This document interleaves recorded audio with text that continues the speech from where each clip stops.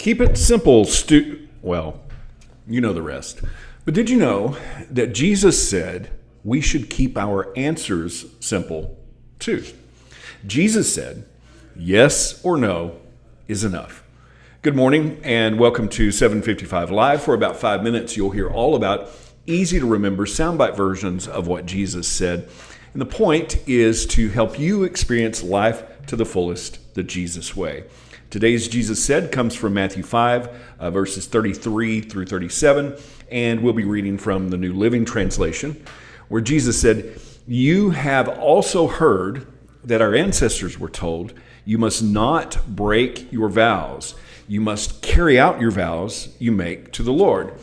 But I say, do not make any vows. Do not say by heaven, because heaven is God's throne. And do not say by the earth, because the earth is his footstool. And do not say by Jerusalem, for Jerusalem is the city of the great king. Do not even say by my head, for you can't turn one hair white or black. Just say a simple, yes, I will, or no, I won't. Anything beyond this is from the evil one." Now, that's a pretty interesting summary there that Jesus gives us. Let your yes be yes, let your no be no. Some translations say, yes, I will, or no, I won't is enough. Anything beyond that is from the evil one. Now, the context here, Jesus was talking earlier in Matthew 5, in verse 17, about the fact that he didn't come to abolish the law or the prophets. In fact, he said, I didn't come to abolish those things, but to fulfill them. Well, fulfill doesn't mean abolish. Fulfill doesn't mean do away with. That word fulfill means to fill up, to completely overflow. The higher meaning of the law is what Jesus was getting to. For instance, the higher meaning of thou shalt not murder is don't hate. The higher meaning of adultery is don't even lust. Because the problem isn't just the big sins. The real problem is a heart issue. And as it says, the devil is in the details.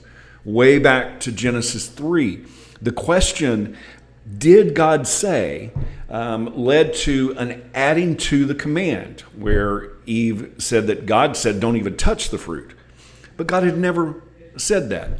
You see, as we multiply and keep going after we run out of truth, sometimes we get ourselves into a mess. That's one reason why Proverbs says a truly wise person uses few words. A person with understanding is even tempered. Even fools are thought wise when they keep silent.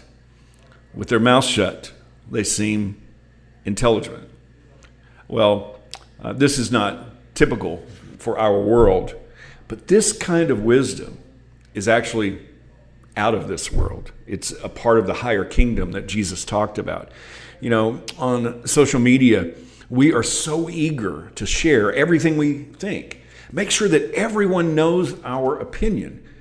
But what is the heart issue that we're really dealing with today? For instance, society today has a real problem with commitment, but not making commitments to others so you don't break them is still a commitment. It's just a commitment to selfishness. And you can't follow Jesus and selfishness at the same time. And we are all committed to something. Paul says in 1 Corinthians 10:33, I too try to please everyone in everything I do. I don't just do what is best for me, I do what is best for others, so that many may be saved. In verse 1 of chapter 11, and you should imitate me just as I imitate Christ. Well, how do we imitate Christ?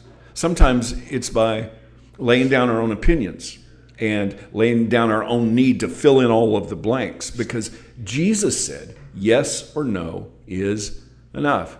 In James 1:19, it says, understand this, my dear brothers and sisters, let every person be quick to listen, slow to speak, slow to anger. Let our words and our commitments be simple, yes or no. And just a quick side note here before we wrap up. Talking too much is also gossip's root. It's more than yes or no. And the question that I try to ask myself is, are you talking about people or talking to them? Keep it simple. Jesus said, yes or no is enough. How can you put that into action today?